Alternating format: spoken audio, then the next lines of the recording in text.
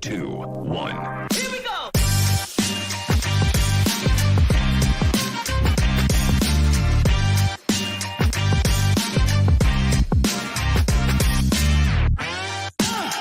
Welcome to Sorare in the States Football. Here are your hosts, the Taco Slayer Jorge and MLS Card Guy Chris. Welcome back to another episode of Somewhere in the States Football. I almost forgot the name of this show because we're like 30 minutes removed from recording a brand new episode of a brand new show called Scouting Synopsis. Chris, the MLS Card Guy, with me here as always. How you doing, bud? Yo, what's up? It's like twice as nice in the same night here. It's great.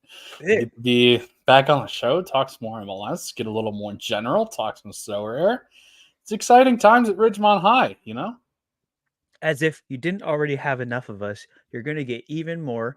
If you've missed it, if you haven't checked it out already, Scouting Synopsis is going to be a great show where we're going to deep dive into every single team in the MLS. We're going to try to bring on content creators, Sorare managers, whatever it is, people that are in their clubs, deep in the know, bringing you some alpha in those streets. So we just did the Orlando City one. Great way to kick it off.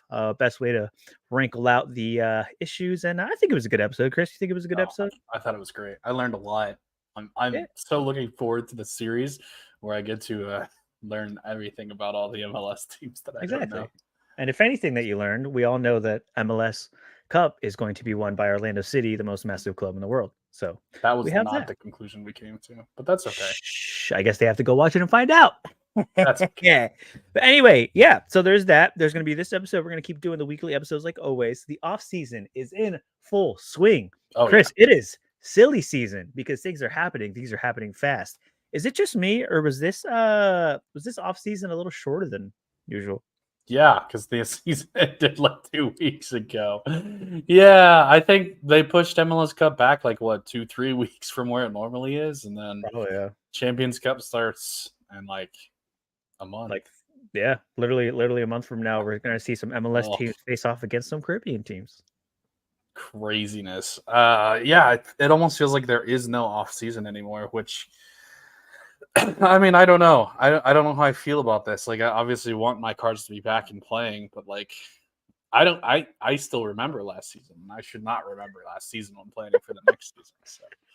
Like it literally feels like just like a little international break, and all of a sudden it's like, hey, Yeah. we back in it. And it's not even like Europe's playing. Like, all those leagues are on winter break. So like, MLS is almost like on a European schedule. They just don't stop during the summer.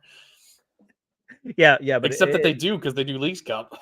So like, they do stop. They're just on a full European schedule now. I Wait, don't is know, that it's is that the move? Is that what Ooh. Donnie G's slowly doing? It's like, just hey, slowly inching his way we're on a into European schedule already.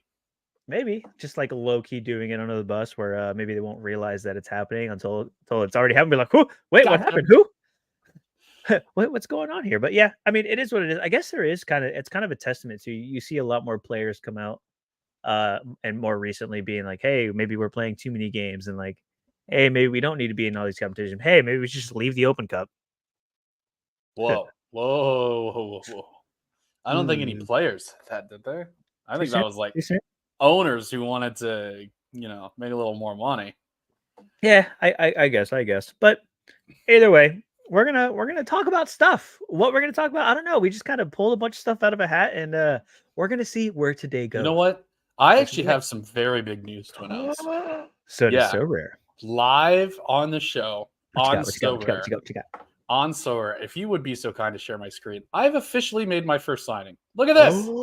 I'm going to go ahead and claim this You for have my upgraded the one card MP limited, sir. because I have signed a player to my club. It only took 2.5 years, but I finally done it. Look at that. I unlocked the badge. I am now a beginner, everyone. So, And somehow one Whoa. MP was enough to level up, which is wow. crazy. actually. So, why are you getting all this signing? Why all of a sudden is so rare kind of resetting things? Great question. Maybe you should ask someone from Sorare. Like, what? I've definitely done a rivals lineup. I mean, I guess the beta doesn't count, so that's fair. That went over your head, baby. Because when- that's exactly where I was going. Win an arena, like I get it. I get that we're starting over, I guess, from scratch. But yeah, I've definitely signed cards before, so I feel like that was a little bit of a weird one. Even though you have super rares, dude, don't worry. You just signed your first limited. Congratulations. Yes. How does that make you feel? Honestly, I want to call my mom and tell her the good news. Like Oh, I don't know if I've ever been able to call her with better news before. that is It's very true. That is huge. very true. It's huge. It's huge stuff. And you got to see it live. And you'll see it live. Why? Because we are live. But you know what else is live? Chris, Rivals is here. We were in the beta. We did play the beta. We had some fun with the beta. We got a cool little badge. Have you seen your badge? No, because I just remembered. I don't know how to do that. If you're on the YouTube, you can go check. And I'm not going to do this right now. No, we don't get to see the badge.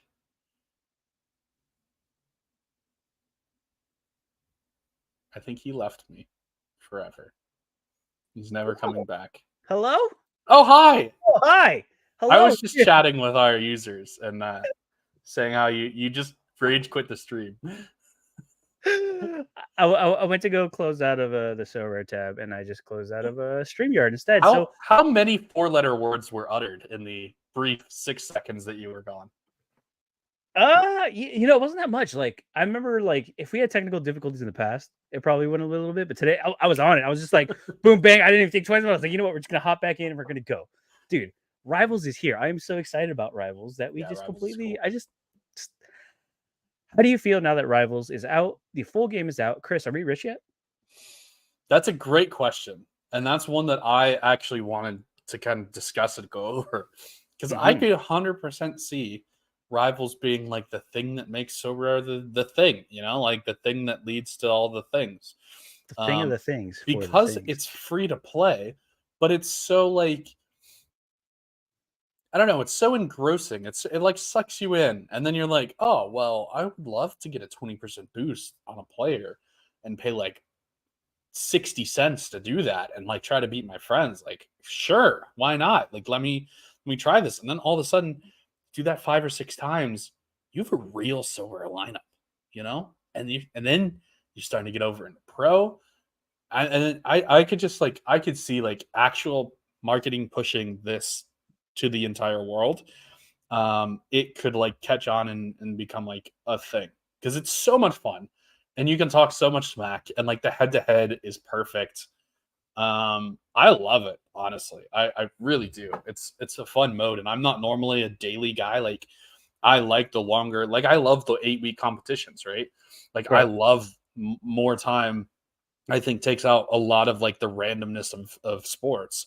But I recognize that I'm in the minority on that, and like most people love daily. So like this is going to be, I think this could be really, really cool. No, I think it is too, and not to spoil anything because I do have some guests coming on very, very soon to talk about Rivals. And before spoiling all story, one of them is not into football, and now is obsessed with football because of Rivals. Like he is just like he is just ever since like because it's funny. I invited him last week to Rivals. I was like, hey, you play Sorare, you do content. I was like, hey, let's play some Rivals. Like, check it out because it's gonna come out soon. And like, yeah, a week later, it's out now. But yeah, not a football guy. All of a sudden, dude, he can't stop talking about it. He can't stop thinking about it. He's watching games. Like he isn't. And like that is what we've been talking about, right? Where we're, hey, this Rivals mode where it's free to play. It's an app. It's easy to download, easy to sign up. Boom, boom, boom. You're in, especially with your friends. You're at the pub. You're like, hey, let's all do this. Everybody shut up and just sign up. Like, stop fighting me and just do it, right? And then here we are. And all of a sudden, people are going to be like, hey, that was kind of fun. Hey, I'm off today. It's 3 p.m. There's a game on. Like, why don't I just throw up this Rivals thing and then enjoy this game? So, dude, I really think there's something there. What's your favorite part about Rivals, like itself? Like, what is it? The one thing that you're like, oh yeah, that really does it for you. So you remember old school playing in common competitions, and like you would get to like kind of pick your players, and I think that was always the coolest thing that you could get guys at the time like you couldn't afford because like the minimum price on anybody was like $100, right? So like the big names are like thousands of bucks, and it's like I'm not gonna drop thousands of bucks in this game, but like it's still fun to watch like Lionel Messi or watch like Joshua Kimmich or anybody like that, and like you can play with anybody's common. You can pick anybody, which is so freaking cool and so nice. And you can make it like matchup specific too. So like that's the one thing that's really I think it's fun is that like you can play even if there's a card that's like $80 and you're not going to drop $80 on Lionel Messi, you can still pick them for free in Rivals. Like it still works that way. So I think that's cool. I love the I love the tactics that like add like a little bit of flair to it. Mhm. And weirdly, I actually love how hard they made the tactics. Like if you look And at they the changed that, yeah. averages, yeah, if you look at the averages, like rarely do they actually hit like the minimum bonus for the Right. bonuses or whatever. Like they actually made it so like you have to play a really good game to get your bonus. And it's like a really significant bonus, which I think is so much fun. Yeah, well, and they actually changed it too. It's funny that you bring that up because so I got into the beta around when they reached out to give me tickets to the Orlando Miami game. At the same time, I'm like, hey, do you want to try this Rivals thing? And I was like, yeah, Oh, of course, duh. And like, dude, it was very, very basic. It was just like there's games and you could pick a team. And at the right. time, if the team wasn't covered, they didn't have it. And if the guy didn't even have a card, it definitely wasn't on there. So there was times when like you could only pick one or two guys. There And were no goalkeepers for the yeah. game. Yeah. And same thing with the tactics. The numbers, it was a lot easier to hit those thresholds, and it was like Yes. just pointless because no matter what, you would hit it. And they did And go it through would and they did raise it. So and it wouldn't tell you like what because like it's hard to know how many passes somebody completes in a game. right or Like duels one. Like is that a lot or is that not a lot? So like it gives you their average now, which is great. It's a great addition. Um, yeah, they've definitely made a ton of improvements to it since we started playing the beta, and I think it's really fun. no, yeah, it's crazy fun. And I mean, like I said, my gallery's been dead, right? I'm an MLS focused like gallery, so I haven't really been doing much. But this also gives me I don't have to put more money into the platform, but and being in America, we usually have, a noon game, maybe like a 2 or 3 p.m. game.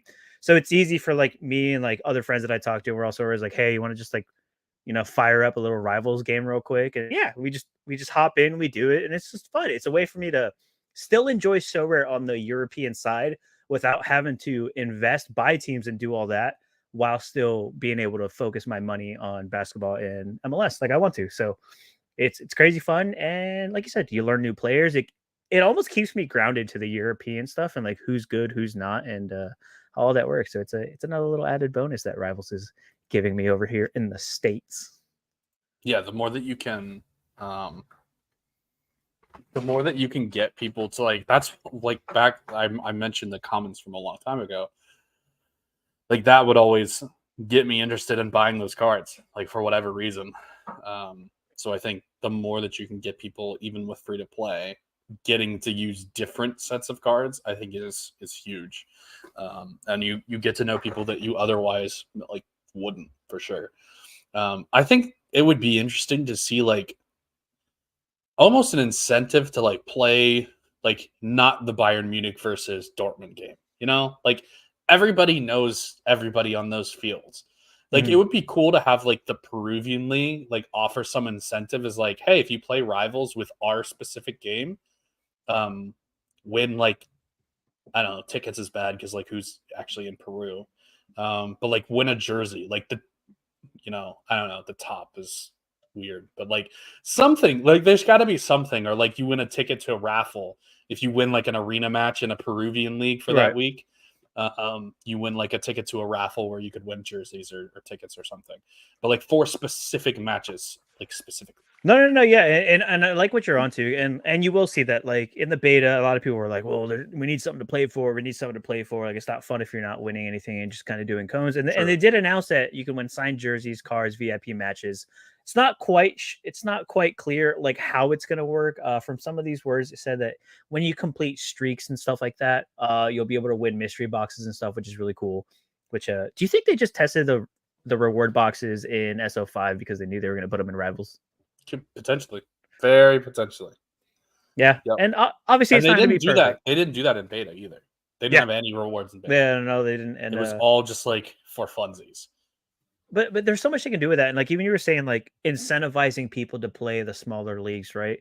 Where now with the Yeah. challenges that we got, be like, hey, win 10 matches in a Peruvian arena match or something like that. So now you're going to the arena. Not only are you like just because you and me could easily go back and forth, with like games and just trade one-offs and just let each other win and just farm stuff. But if they're like, hey, win in the arena 5 times with a Peru team, with a team from Peru, and then you get some like sick badge or emblem or whatever it is, and that's how they can leverage that. And now a jersey from that Peruvian team. I almost feel like challenges and stuff like that, like the grinding, like road to glory kind of stuff, almost works with Rivals more than it does SO5.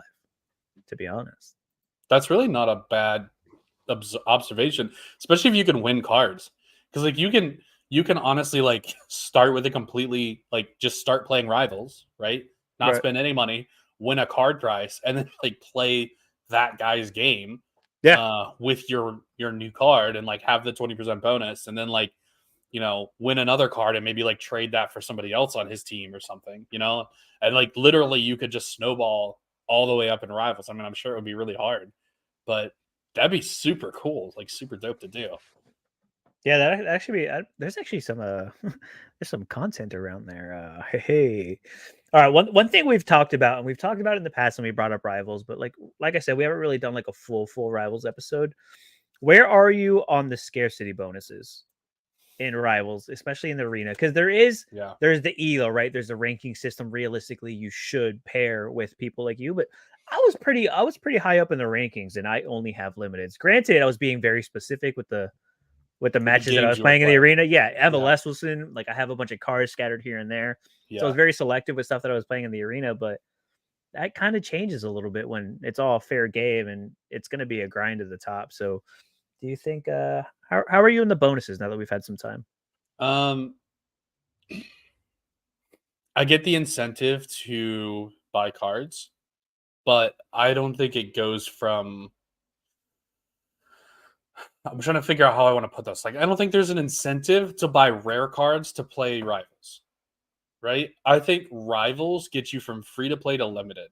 And then, like, after that, it should be SO5 that gets you from limited up to rare, up to super rare, blah, blah, blah. I really don't think there's any progression chance at all by playing Rivals. Like, the price difference is so much that a 20% bonus is not going to make a difference. Right. Like, I'm not going to spend $80 as opposed to $8 to get an extra 20%. Like, that makes no sense to me.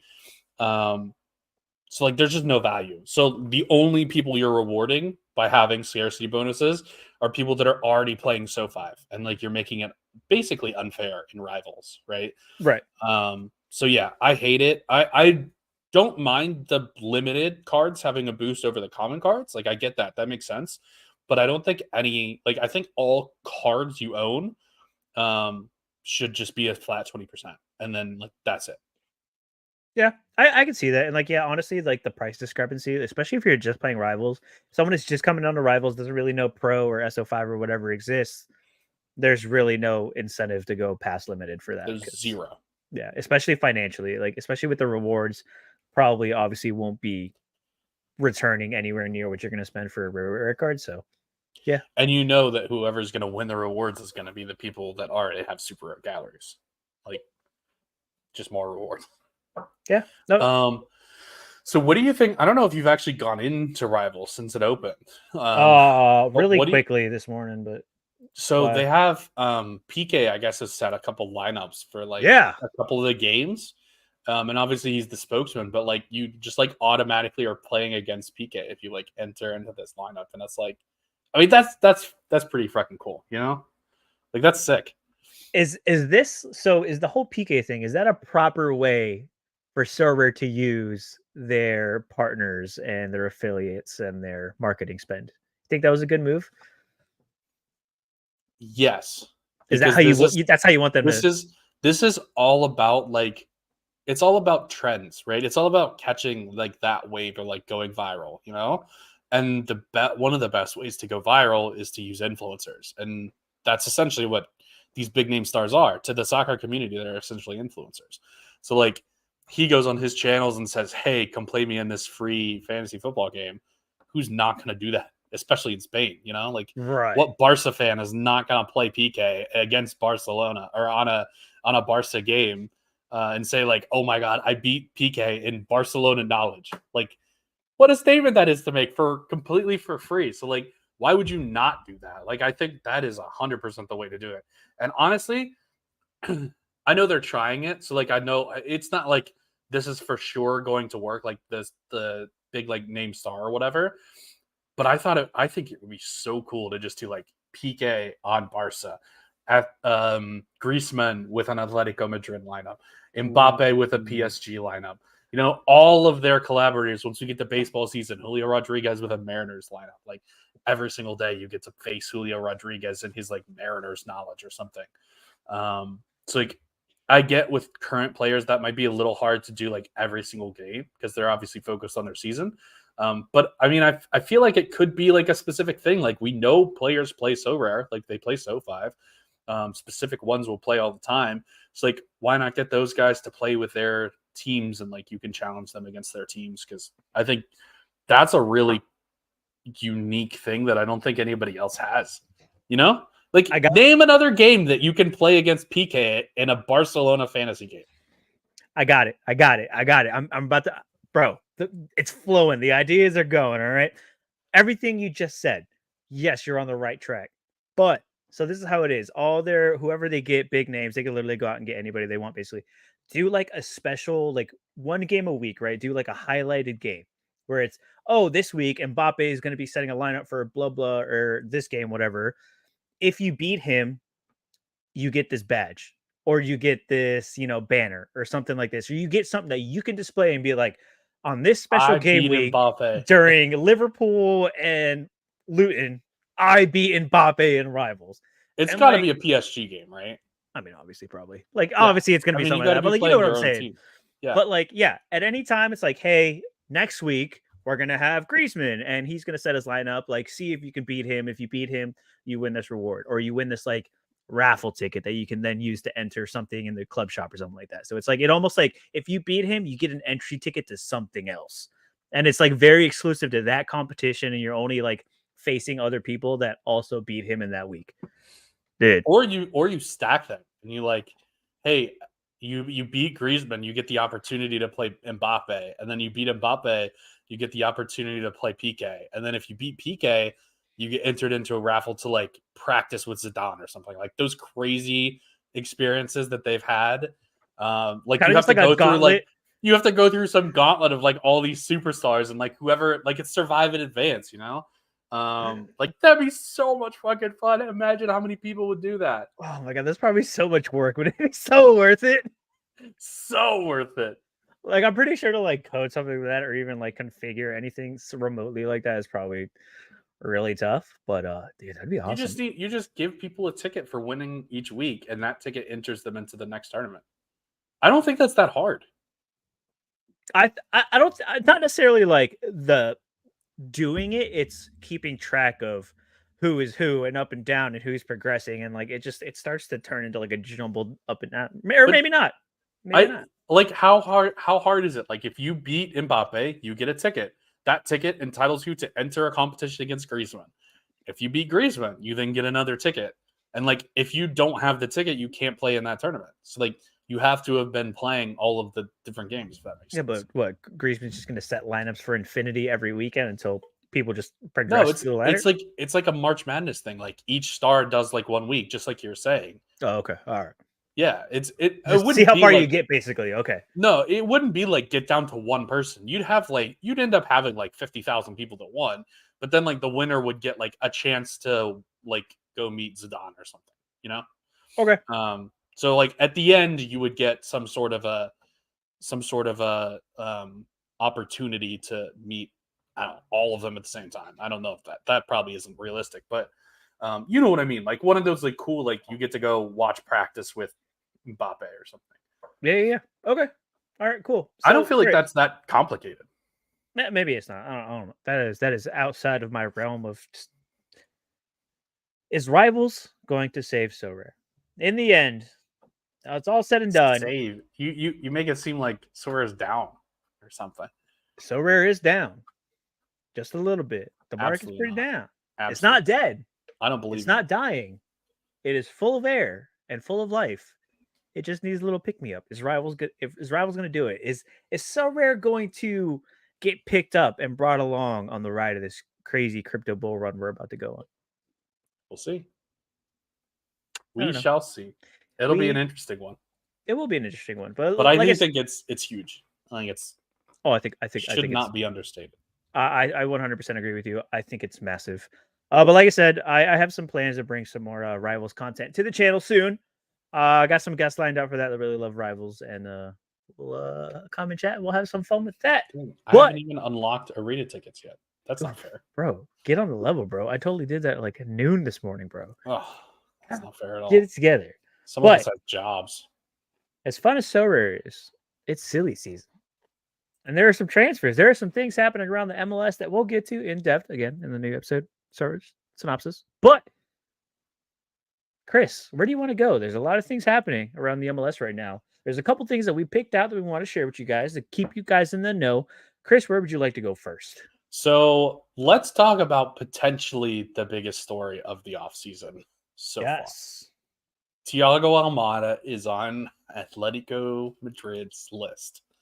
Ooh. Is Atlanta United going to be able to say no to Atletico Madrid? I kind of doubt it. So this is a huge domino that, if it falls, would completely change the landscape of what this season looks like. I think if he leaves, Atlanta plummets out of what we think. Because we all think they're going to be pretty good. I think if he leaves, that stock plummets. But wow, remember the new rule. So like this is all right. So we're about to get super in depth here, right? Oh no. Prior to this season, any transfer fee that you got for a player, you could get 1 million in GAM, which is like the fun money that they use in MLS to like get around roster cap rules. Yes. You could get 1 million of your transfer fee in GAM, which great. If it's like a $3 million transfer, like fantastic. That's a third of it. That makes sense. We're talking like $20-25 million deals. 1 million in GAM is nothing. Now the rules say there's an unlimited amount of GAM that you can get from these transfers. So this could be the first really big one that gives Atlanta United a ton of GAM, and they could just go to the club and go on a spending spree. Which they already do. They literally they don't have a problem spending. They have no problem doing, but now they could go within the league and go on a spending spree. Like they could trade, like normally the best players get traded for like $1 million, maybe $1.5 million GAM. They could go deal $5 million of their $30 million transfer fee for some like all-star player that like no team is going to say no to that, really. Well, I don't know. Maybe they would say no, but this is going to be really interesting if he leaves to see how they utilize that new rule, because this is unprecedented at this point. I mean, I guess, but I don't think they'll use it this year though. Like, I think if this does happen, it happens in the summer. They get half a season of Thiago Almada, which the way they're building this roster, Correa is like going right now to Saudi Arabia. But that's if. That's like. But I think he's going. I think like it's pretty much there. I don't know. Maybe I'm wrong. I haven't really followed Saudi Arabian transfer rumors, to be fair. Yeah, and that's all up in the air. Last year they were going to sign everybody, and they they basically signed everybody. Yeah. But I mean, but we knew it though, right? It's not much that it's. We thought he was going to leave last year. I mean, the fact that he's still here, but that's what I'm saying. It goes back to like the Facundo thing too, where it's some of these players, they're getting paid more money than they did in years previous, and they're kind of sitting pretty right now. Right. But I'm saying at some point like this, so that's what I mean. If this domino falls, I'm not saying this is a done deal by any means, but if this domino falls, then it becomes very interesting to see what Atlanta United does, because this is not like Ricardo Pepi, for example, right? FC Dallas sold Ricardo Pepi, made a boatload of money, but couldn't use any of it to actually build their roster back. Right. So they basically just lose him and then try to replace, which they haven't really been able to do. I mean, they add like Paul Arriola and stuff, but like that's not replacing Ricardo Pepi, at least for what he was giving them at the time. And now is doing a lot better in Holland. So this is my point. Like, this is the new norm. Like, if you can get a massive transfer fee, what does that do to like the in-game economics, I guess, of like GAM and TAM and all that fun stuff. It's like once there's more GAM to go around, you'll start seeing guys get traded for like $2, $3, $4 million in GAM because there's just more of it lying around because you have all of it from transfer fees. So, yeah, it'll be very interesting. And like somebody's going to get that first big influx of GAM and they're going to know that it's like super limited. So I have a feeling like if I'm Atlanta and I get $30 million worth of GAM immediately all in one shot, then I'm going to like spend that as fast as I can and just try to build like a super team of MLS players, basically. Right. I mean, I guess that's fair, but I guess where I disagree is I don't think that Miami's just going to, or Atlanta is just going to like fall off without Thiago. I think maybe last year, without Thiago, they would have been screwed. And they made some midseason signings. They continue to build on that. Goalkeeper still a little questionable, but I think even if Thiago leaves, No Miles Robinson. I think the locked in expectation for Atlanta to be chalked fighting for a home playoff spot is gone. But I don't think that the idea that, Atlanta's just going to be awful, they're going to have to figure things out, reconfigure things if Thiago leaves. I don't necessarily think that's the case, though. And that's just me. And it's hard for nice things this about league Atlanta. Is all about the tens. It is if you hard have a really good 10, it can make a lot of players seem a lot better than they are. I mean, yeah, I guess that's true. But I don't know. Either way, it's a big move. I think this is the first like more official news that we've gotten out of Thiago in a while, where it's like, oh, hey, like this is really starting to move now. Like we all know he's gonna, like Mike said on our last show, where it's like it's not about if, it's when. So yeah. And it looks like the win might be soon. The win is important because of that rule change. And I don't know that rule change got a lot of press or like coverage or anything, because I don't know if people know how significant that's going to end up being with there being so much more around. So I think the league in general is going to experience like a fundamental shift from like where things are, right? So I think it's going to be really interesting to see how that plays out. And then another like big shift, I think, happening within the league, or like that could potentially happen within the league, is like the media shifts, right? It starts with Apple, and it starts with that big deal that they signed there. But it doesn't stop there. And like we knew this was a thing before, but signing with the people that made Drive to Survive, which is such a great, like, I don't watch F1 at all. Right. I don't care about it, but I watched that show and I was thoroughly entertained by that show, and like the drama and the personalities and just like the unbelievable cinematography that they had in that show. Just like showcasing the very best of like that sport. Did wonders for its popularity in the US. And if they can do anything, like if they can get half of that into soccer, that's huge for the market. Oh no, I agree. So I haven't seen it. I don't care about F1. I don't see the appeal. It's like worldwide. And like I know I've heard the stories of that F1 documentary came out on Netflix, took the world by storm. Like it blew up F1. Like it just literally came out of nowhere, smacked everybody in the face. It's like, what's up? F1's here. The only thing is, it was released during the pandemic. Nobody had anything else to do. There's nothing else to watch. It kind of maybe got blown, because if you see it now, like F1 is kind of in shambles. Like right now, like their viewership has gone down. Like it's terrible. Right. Like it's not the shiny new toy anymore. Yeah, it's not the shiny new toy again. But no, you're right. This is massive, and you see it. What is it? Amazon does the Hard Knocks with NFL teams once a year. They'll go and like they'll follow the team. They were doing something like that in European football. Like they had the Dortmund and Manchester City one. So this stuff is really cool, and it really helps you. Or Welcome to Wrexham is another perfect example where like while you're watching this, and it's great content and like it's football and you love it. It brings people together. It makes them emotionally attached to this club, and now they're there forever.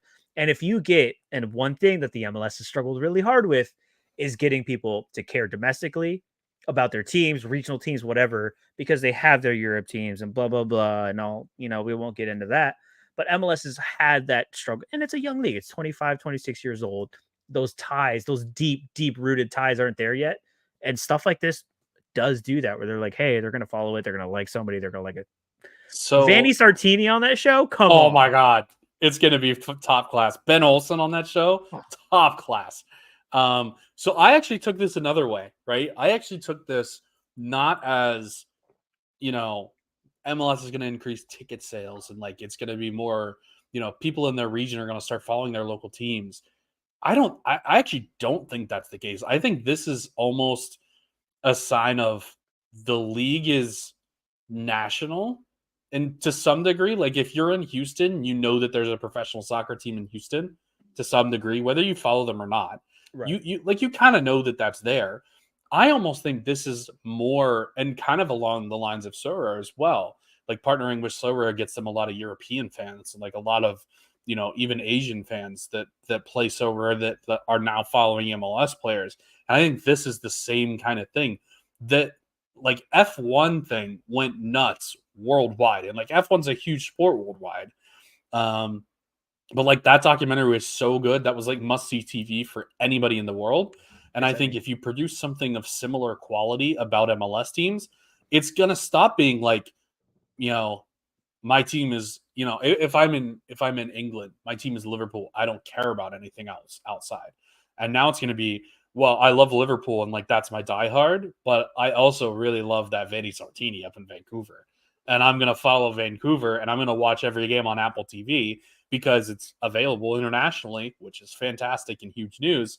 So like that's gonna be my second team, or like, everybody has an English team. I think a lot of people have like a German team and a Spanish team and an Italian team to some degree that they, kind of root for. This is going to introduce a lot of people who don't follow MLS to the nuance of MLS. And this is going to, I honestly think how teams get portrayed in the show is going to influence a lot of like worldwide fandom. Yeah. I mean, yeah, it's going to be really interesting the direction that they take with it. Like, are they going to focus on club origins, kind of try to bring that back, like try to build up this history and like this like greatness and this ever expanding like shiny thing, or are they going to just make it very dramatic and very just like ups and downs and roller coasters and 98% messy? Yeah. Like, oh yeah, lots of messy. I'm sure Inter Miami is very happy. Boy, I don't know if I don't know if this is intentional or if they just got super lucky that they happen to have the opportunity to sign the best player in the world at this point in time, and then all this other stuff falls into place, or if like some of this stuff is falling into place because of that. I don't know, but I kind of don't think this stuff is falling into place because of the Messi thing, because the Messi thing didn't happen until after a lot of the stuff was announced anyway. So I kind of think Miami just got super lucky that as the league is sort of going international, they're the cool, shiny new toy that everybody's going to love. I think it's a little bit of both. I think, and I've said it a gajillion times, and I will continue to say it, that as soon as everybody found out that the World Cup was coming to America, like, this is America, baby. The way we do it, capitalism, like, we were going to shove it down everybody's throats until, like, they couldn't sleep without seeing a soccer ball. Like, they were counting soccer balls to go to sleep because that's what America does. Yeah. And I think all this stuff was already in the works. It just got pushed up. I think that all of this stuff was like, hey, we'll get there as we grow, we'll do this and then start doing this. But it was like, oh, Messi's here now. Like, we got Mayday, we got to do this now. And it's true. Until 2026, like, look, stadiums are going to sell out regardless, but like, it's not just that. They want cities, they want entire states, like they want everybody. This is the NFL now. School is canceled, work is closed. Yeah. Like, the World Cup is in America, and that's what they're going to do it big, and it's actually pretty exciting. Yeah. But so that's huge news, I think, on that side. And you mentioned, I just think it'll be very interesting to watch that story unfold, because it'll be very dramatic. If we know anything from the F1 series, it'll be a lot of drama and a lot of personalities. And it'll be very exciting to see how that unfolds. And I think it'll be really interesting too to watch the Kai Wagner saga unfold live on TV too, because this saga has been up, down, left, right, and center. He has been all over the place with like, I'm out of here, I'm not playing anymore, and now he's signing an extension, and it's like, MLS what chaos. The heck?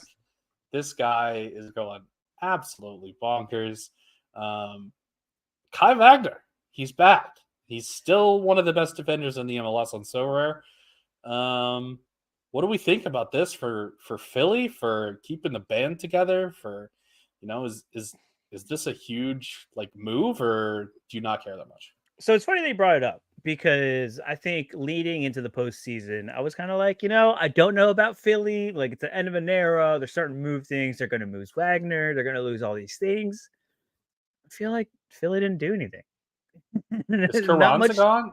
Is he going to leave maybe? No, I know there were rumors at one point. And that's the thing, right? Like, it's still very early. And it's hard to know how many of these things, but Philly's not one of those teams too that really makes drastic moves often. They kind of just, pipeline their own things. Yeah. I think Philly's back next year, honestly. The question mark has been Wagner this whole time. He was so crucial. You saw at the end of the season when he was suspended and all that drama, it just looked really bad. It didn't look creative. It looked flat. Him coming back, him staying for sure changes a lot of things. Dude, he's one of the top guys to have if you're going to play in the MLS. I may be taking back some of those words, or I might be down on Philly. How are you? How are you about this? Are we running it back? Are we running Kai back? Are we selling Kai? Is this the year you sell? I don't think I'm selling him. Why would I sell? Why would you sell at this point? I don't know if that makes a lot of sense. I'm selling everything this season. If it goes up, I'm selling. Too many times. You're just taking profits, huh? Dude, too many times have I looked back oh my God, I looked back the other day. I bought Jordan Morris at $8. He went to 50. Jomo was definitely that guy. I'm still holding him. And it's less than that. He's $4 now. I don't know how much he is actually. I haven't looked. Yeah, so I'm tired of looking at that stuff. So this year at the beginning of the season, I'm selling it all. If it goes up, it goes up. Same thing. Julian Gressel, $60-$70. I didn't sell it. So we're selling it all next season. So I'm actually a little mad. I have Nathan Harriel pulled up here, and I'll explain why. I don't have any Nathan Harriel, but I do have Olivier Mbaizo. I was buying Mbaizo on the theory that Kai Wagner would leave. Right. Harriel would move to left back, and Mbaizo would be the starting right back. And we saw that Mbaizo, when he was the starter, is very good. It's just that Harriel is also very good. And so they split time and kind of ruin each other. Oh, that's the worst. But that I bought a good amount. Well, I don't know. I don't actually know how much I bought, but I remember buying Mbaizo on that theory that Kai Wagner would be gone and that Mbaizo would be a starter. And now it's well, that sucks. Oops. That didn't work. Hey, you know what we say? You can't win them all. Can you pull up the Philly depth chart real quick again? Yes, sir. Because if they keep Carranza, yes. Good God, the depth on this team. That's what I'm saying. Look at some of the names that are not playing, like Jack McGlynn or Leon Flock. I think McGlynn's actually ahead of Flock, by the way. I do too. But oh no, Flock got injured last year, right? Matt Royale potentially, I guess, as a left back. Mbaizo, Damian Lowe is not starting. Quinn Sullivan is not starting. I mean, this team is deep. Team's kind of deep, dude. The team is kind of deep. I was down on Philly, and now I'm looking back, and I'm not so down on Philly anymore, which luckily we'll have an episode on Philly next week at Sorare Deek. If y'all know him, we'll be doing a little Philly deep dive, so we'll get all those answers. Come back later. But Kai Wagner's back. Yeah. And it's very exciting. For all those holding, you don't have to sweat anymore because ooh, that was spicy. Hey, what is it? We keep getting all these, hey, they're leaving, and then they don't leave. Well, a couple people have left. Let's talk about the people that have left. All right. Give it to me. Let's start with our guy, Brandon Vasquez. He's done. He's out. Mexico. He's going to Mexico.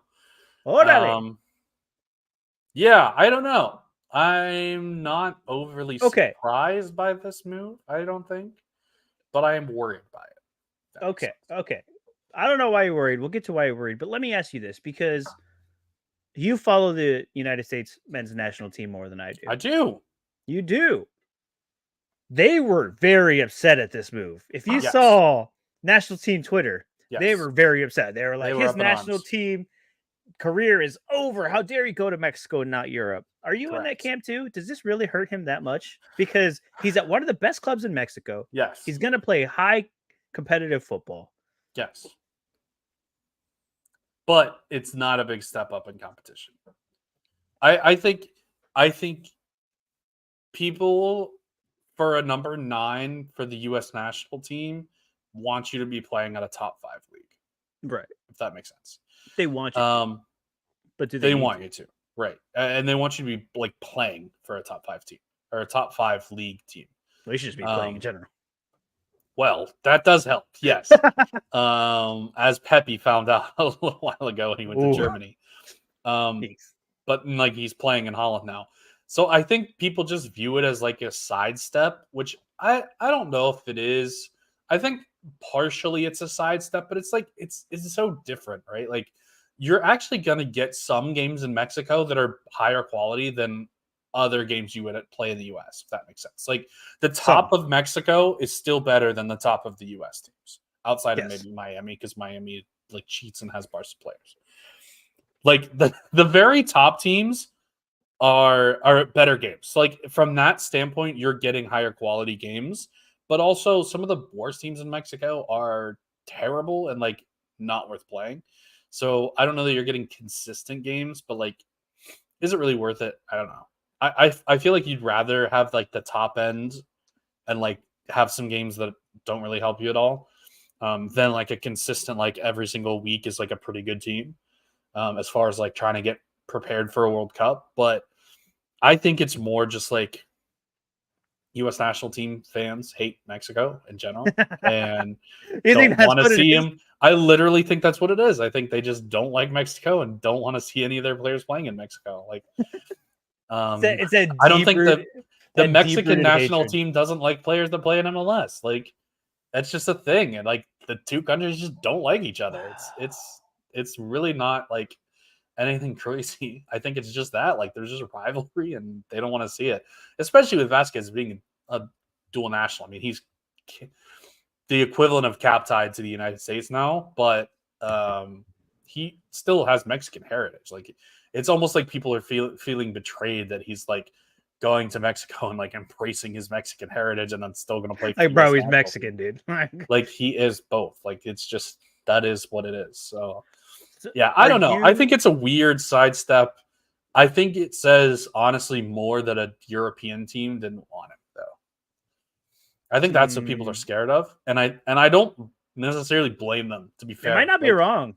I don't think he's the savior, if that makes sense. Okay, well, he didn't go to Europe, but I didn't think that before either. Some people as a Brandon Vasquez holder, being that he's staying in the Americas. Are you bullish on this move for him, or do you think he's going to score the same? Is he going to score better? Is he? I mean, obviously, I can't be like, oh, we know everything about Monterrey, like you know how their system's going to work. But you'd think a signing like this, he's gonna play regularly, right? So it's funny that you mentioned that I'm a Brandon Vasquez holder because I'm actually not. I sold him. I meant in general, but I didn't know you sold him. You were saying if I was a Vasquez holder, yeah, like no, I had his rare card last year. I had his rare card last year, and I sold because I figured he was leaving Cincy. I literally sold like last week, and am very happy with that move because I think it does cap his Sorare potential some because I just don't like Mexico is just not as high scoring league as the MLS is. Just plain and simple. I don't think he scores as many goals, even if he's just as good.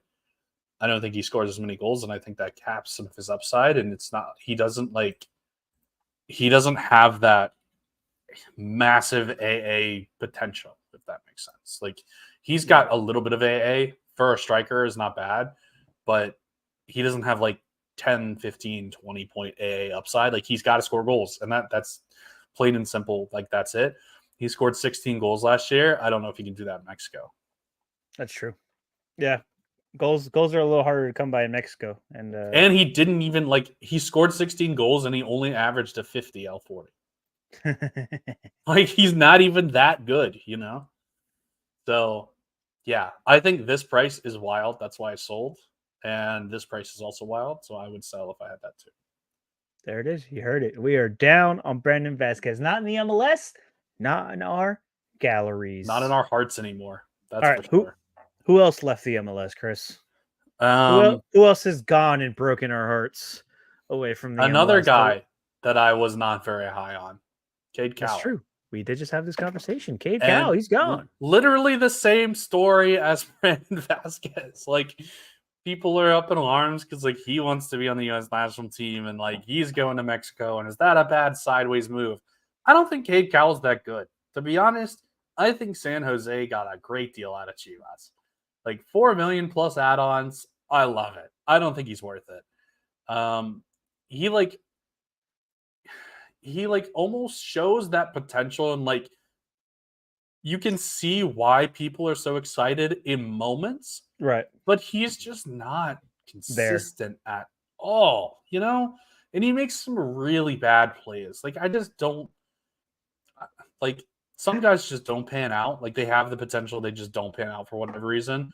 And like, it would not shock me at all if he's one of them. Wow, you were that down on Cade Cowell, huh? I really don't like him. You are just shipped him off to Mexico. Is there, and I mean, not to put you on the spot, but is there any player that, like, hypothetically, that you would think that would, like, hey, if they got to move to Mexico, you'd be like, oh yeah, this is it. Any defender. Maybe any goalkeeper too. Actually, any goalkeeper is the right answer because shutouts galore in Mexico. That's true. Whereas you cannot shut out a team in the MLS. It's actually against league rules. You get fined if you shut out the other team. So, yeah, any goalkeeper defender that goes down there, I'm all for.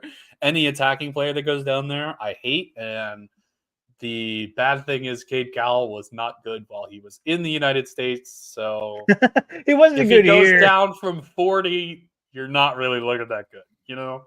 Like, this is a wild price to me. Like, I get some potential. It's like maybe he's like $3, but like $5 is just like there's so many players I would rather have at $5. Can't believe you're so down, Mr. Chris. I love Get rid young of him. players. Card guy, he just ain't having it. No Cade Cowell, but you know who you are big on, sir. That you keep wanting to talk about, even though I don't want to talk about that team on any of these shows. Chris, we all know who we're talking about. Who might be one of the cheeky defender plays of next year because the service, my boy, is great from one Julian Gressel. I didn't have his tweet pulled up, and that's my fault. No, it's fine. There's no tweet. But, you just want to talk about it. But yes, I love Julian Gressel in this system. So I think I texted you like right immediately as it happened, and I was like, "This is really not fair for Luis Suarez." Right? We talked about Luis Suarez last week, and we're like, I don't know how he really does. Like, he's kind of old. Like, what's he really going to do? What he's going to do is sit in the box. And if he gets good service, he's going to put the ball in the back of the net. It's like, basically, he's very decisive dependent. You add not only the best player in world history, well, not add, but like he's playing with the best player in world history, right? Great. But Leo's also, Leo creates with dribbles and sometimes, he's scoring goals himself. Add to that, potentially the best deliverer of a ball of anybody in the MLS. It is really not fair. Really, really, really not fair. And I think personally that DeAndre Yedlin is getting benched.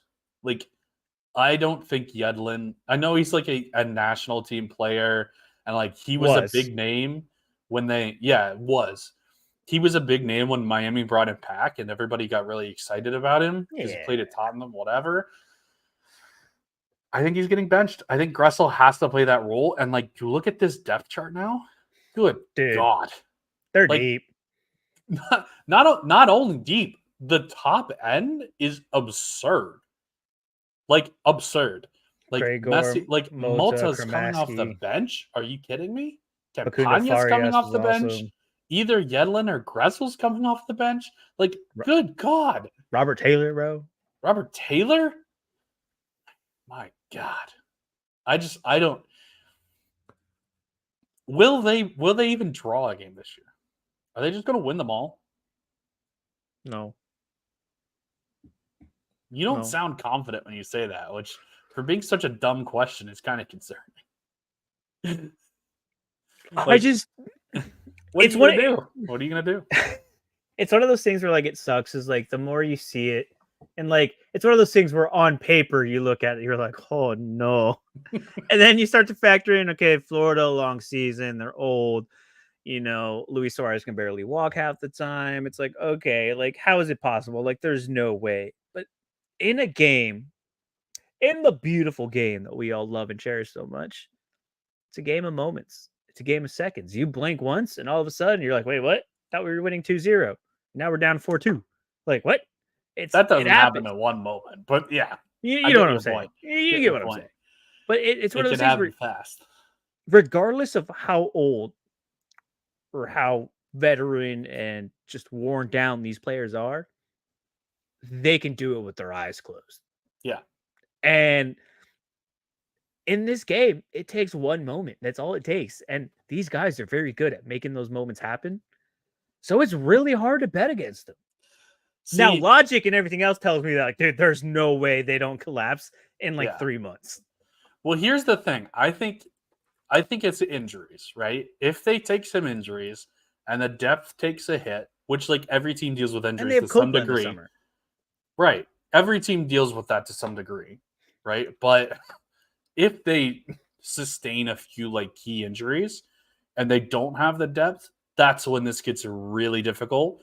But when you have 7 all world players that you can swap in and out, like you only need 4 of them to win any one game. You could have an A team and a B team, and both teams could go undefeated. Like you could literally just have your team play every other week if you wanted to. At this point, with the depth that they have, Yeah, every So, other like, game they're gonna roll out like a whole different team, and they're just gonna and dominate, and they still have the best players on the field. It's like unless like one of those whole teams gets hurt and they just don't have the depth to rest players, this is looking like a hell of a team that they're putting together. And I, as an MLS salary cap nut, I have no idea how they're doing it, but they got to have some magical pens down there in Miami. I don't know. The more I think about it, it's like, dude, some of these guys, again, they're old. They've lived historic careers. They've done this. They've done that. They have brand deals and sponsorships. Like, they really don't need a little minuscule soccer MLS salary. Like, they are perfectly fine with everything else. Like, sure, obviously, like you're not going to turn down money, right? But and the more I think about it, it's Inter Miami is not building a team.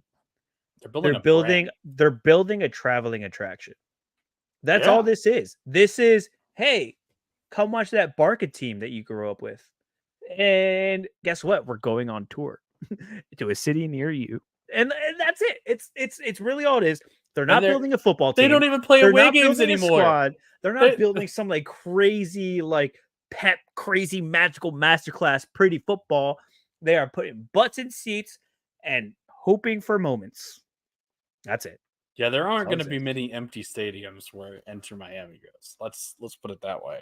No. You're 100% right about that. But yeah, I think it's the Real Madrid strategy, right? Like the old Galacticos strategy that like you just buy players that even if you're overpaying for the player themselves, like they're not really that good, you're going to make so much more money in merchandise sales and ticket sales and media rights deals. And like you just make so much more money by having famous players on your team that it's totally worth it. So yeah, this is going to be, and I think on the field too, this is going to be a pretty good team. But my one question, would somebody please pay Julian Gressel so he stays in one city? Like, good Lord, this man moves around all the time, and it's like nobody wants him, and I don't get it because like you put him in a situation that's good for him, and he will just fucking dominate every game. Yeah, that's so funny that like someone of his quality who has won 2 MLS Cups now. I think he's on the second one.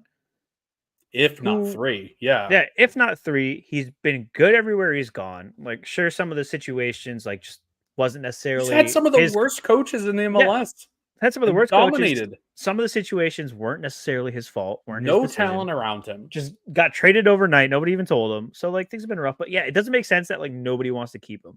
And even that, like the whole Corey Baird thing, leaving Houston after a great season, like weird to me too. Especially if they don't really upgrade that position that much. It's like, what are you guys doing? You guys have good players here, and you're just swapping them around the league like your dirty laundry. Just, that doesn't really make sense. But Speaking of getting a whole bunch of new players in, oh no, yeah, oh no. we got to talk about Colorado. Oh no, dude, we've been bashing Colorado for a year. What are we It's doing? okay. It's okay. They signed a new coach. They signed a bunch of new players. They're all on the national team. It's gonna be a new year, right? I don't know. Are we look? Here's my thing. It's great. It's wonderful. Congratulations, Colorado. You found your wallet. You learned how to throw some bills around. They didn't even find their wallet though. Like Georgi Mihailovic is the club record signing at $3 million. Way. Like they're good at buying low, I guess. Like they're buying Georgi Mihailovic low. They're buying Zach Steffen low. I'll give them that. The thing is, we've seen it time and time again, and Chelsea this past year was a perfect example where like you can't just go and splash a bunch of money around and just get like a whole brand new roster and be like, go out and play some pretty football. It's not gonna happen. Live in the world. I get we're all FOMO in Colorado right now because we were down so bad on Colorado. Like, they're bad. They picked up some good pieces. We're like, whoa, baby, they're back. But we got to settle down a little bit and be like, hey, it's gonna take a little bit for this team to gel. It might not be pretty in the beginning, but Chris, is Colorado making the playoffs? Absolutely not. Absolutely Chance. Not. All right, no chance. Also, this is a nugget that I didn't notice before. Tommy Bogert has an all caps new signing as number 6. It's like he says not done yet. I did not even see that at all. So like they're clearly like they're gonna sign some more pieces, which I mean I guess great, but like Colorado mountains. I'm trying to figure out like what goes wrong with this team. It's like individual piece wise, I don't think they're that bad. But like Chris Armas is their head coach. Like I can't think of many worse people I would want to run my team. And he almost did run DC United, and I was fearful for my life at that point. But yeah, I don't know if this is gonna work. All right. Well, it's probably going to hang on this. He has Mihailovic as the 3rd string attacking mid, by the way. Oh, I guess he's up here. Okay, yeah. Fair. He doesn't have Omir Fernandez starting over Kevin Cabral. I was about to say, is this the year that we finally get the Kevin Cabral masterclass? No. Okay. He's very Cade Cowell, you know? Oof. He's very Cade Cowell. I will give you that one. Good old Kevin Cabral. You pissed me off, boy. I'm willing to go a step further. Georgi Mihailovic isn't even that good. Like they're buying low on him, but here's my theory, right? Georgi Mihailovic was very good for one season under the best coach we now know in the MLS, under Wilfred Nancy. In Montreal, he was terrible at Chicago. Chicago traded him. Showed promise, but he was, I shouldn't say terrible. He wasn't terrible. He was okay at Chicago, but everybody expected bigger things from him. Got traded to Montreal, went off, and everyone's like, this is Georgi Mihailovic. This is what we're looking for. But like, it was actually Wilfred Nancy. And then he goes to AZ and can't even get on the field. And it's like, then he comes back, and now he's on a terrible team with a terrible coach. Is he going to carry the team? I don't know. I Someone has to. Being just as likely that he's just not that good. Kevin Cabral, just not that good. I do think Zach Steffen is actually super underrated, and he will be a good addition. But like a goalkeeper on their own can't win games for you. Like they're not going to score goals. So it'll help, but like, do they have pieces? Yeah. No. I mean, Ronan's okay, I guess. I like Keegan Rosenberry as a right back, but like he's got injury issues too. I don't know. Yeah, I'm not excited about this team, but they're making moves. They're making moves. They're making moves. They're trying. That's all we wanted. They're getting the new signing badge all over again. All we wanted was for them to try. That's it. That's all we wanted. Colorado, just do something. Poke them with a stick. Do something. Just anything, please. I mean, do last year something. they did something and they got Kevin Cabral in. So I mean, Yeah, well, they tried to do something. they got destroyed by Jack Price, who cannot stay healthy, like always. Oh, Whew. poor Look, Jackie. Chris, I this hope is he our- lands somewhere in the championship and it's really good. Oh, he will. Chris, this is our second episode tonight. Wow, it's a I'm not lot gonna of lie. soccer. I didn't think that this would go an hour. I was like, dude, there's no way. There's gonna be like two semi-short ones. We're gonna go, but dude, we just That's cannot not stop. how we roll. That is not how we at all. roll. Too I got a much headache. Tommy B action. Dude, there is. Dude, I've told you, it's coming thick and fast. It is Did you- silly season in the MLS. Did you catch how we literally just looked at Tommy B tweets for an hour? Yeah. Yeah, that's all we did. That's all we did. You know, We curated this content for you guys. we curated it specifically from one Twitter page, and that's all you need sometimes. That is all you need. Especially when that Twitter page has a glorious mustache. He is. It does. I aspire to be so glorious in a mustache like him one day. I think we all One do. day. Working on it. But But hey, it'll never happen. this has been another great episode.